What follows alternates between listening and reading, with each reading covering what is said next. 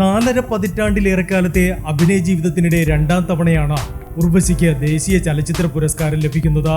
2005-ൽ അച്ചുവിന്റെ അമ്മയിലെ അഭിനയത്തിനായിരുന്നു ആദ്യ പുരസ്കാരം, അതും സഹനടിക്ക് തന്നെ. 2 പതിറ്റാണ്ടിനിപ്പുറം ഉള്ളൊഴുക്കിലൂടെ വീണ്ടും ഉർവശി എന്ന നടിയെ മലയാളത്തിലേക്ക് പുനരവതരിപ്പിച്ച ചിത്രമെന്നാണ് ഉള്ളൊഴുക്കിനെ പറ്റി പലരും പറഞ്ഞിരുന്നത്. അത് സത്യവുമായിരുന്നു. വലിയൊരു ഇടവേളയ്ക്ക് ശേഷമായിരുന്നു അത്രയേറെ ശക്തമായൊരു കഥാപാത്രമായി ഉർവശിയെ കാണുന്നത്. മരിച്ചു കിടക്കുന്ന മകനും വീട് വിട്ടു പോകാനിരിക്കുന്ന മരുമകൾക്കുമിടയിൽ നിസ്സഹായത നിറച്ച, എന്നാൽ ചില കാര്യങ്ങളിലെങ്കിലും നിശ്ചയദാർഢ്യം നിറഞ്ഞ മുഖത്തോടെ ഇരിക്കുന്ന കഥാപാത്രം. ഉള്ളൊഴുക്ക് ചിത്രത്തിന്റെ അവസാന ഭാഗത്ത് പാർവതി ഉർവശിയുടെ കൈപിടിക്കുമ്പോൾ ആ കൈ തൊട്ടത് പ്രേക്ഷകന്റെ നെഞ്ചിൽ കൂടിയായിരുന്നു. മഴ പെയ്ത് സ്ക്രീനിലെ കണ്ണീർ നമ്മൾ കാണാതിരുന്നെങ്കിലും എത്രയോ പേർ ലീലാമ്മയ്ക്ക് വേണ്ടി തിയേറ്ററിൽ കണ്ണീർ പൊഴിച്ചു. പ്രേക്ഷകരുടെ ഹൃദയം തൊട്ട ആ സിനിമാറ്റിക് അനുഭവം സമ്മാനിച്ചതിന് കൂടിയാണ് ഉർവശിക്ക് ഈ പുരസ്കാരം ലഭിച്ചിരിക്കുന്നത്. മികച്ച നടിക്കുള്ള സംസ്ഥാന പുരസ്കാരത്തിന് പിന്നാലെയാണ് അതേ കഥാപാത്രത്തിന് തന്നെ സഹനടിക്കുള്ള ദേശീയ പുരസ്കാരവും ഉർവശിയെ തേടിയെത്തിയിരിക്കുന്നത്. കഥാപാത്രത്തിനായുള്ള അർപ്പണ മനോഭാവം കൊണ്ടായിരിക്കണം ഉർവശിയെ സംവിധായകൻ ക്രിസ്റ്റോ വിശേഷിപ്പിച്ചത് മാജിക് എന്നായിരുന്നു. അവരുടെ അഭിനയത്തെ മാജിക്കൽ എന്നും.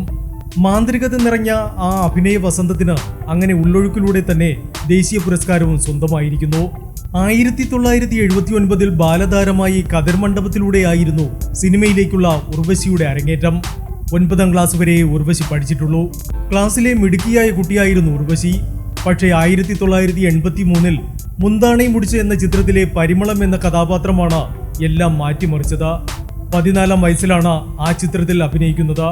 പക്ഷേ അഭിനയമൊക്കെ കഴിഞ്ഞു വന്നപ്പോൾ അധ്യാപകർ പറഞ്ഞു, ഇതൊന്നും ഈ സ്കൂളിൽ പറ്റില്ല, ഒന്നുകിൽ സിനിമ അല്ലെങ്കിൽ പഠനം. ഉർവശിയുടെ വിധി സിനിമയോടൊപ്പം ചേരാനായിരുന്നു. ക്ലാസ്സിൽ മിടുക്കി പെൺകുട്ടി പിന്നീട് അഭിനയത്തിലും മിടുക്കിയായി. 4.5 പതിറ്റാണ്ടിനിടെ മലയാളം, തമിഴ്, തെലുങ്ക്, കന്നഡ ഭാഷകളിലായി അഭിനയിച്ചത് 700-ലേറെ ചിത്രങ്ങളിൽ.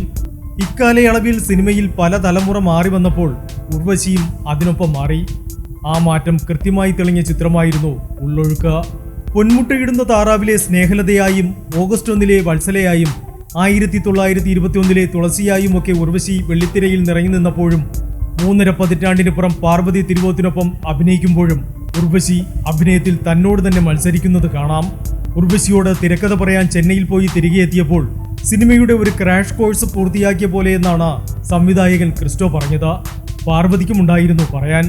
ഉള്ളൊഴുക്കിന്റെ ചിത്രീകരണം നടക്കുമ്പോൾ ഓരോ ദിവസവും ഓരോ ബ്രില്യൻസ് ആണ് താൻ ഉർവശിയുടെ അഭിനയത്തിൽ കണ്ടതെന്നാണ് പാർവതി പറഞ്ഞത്.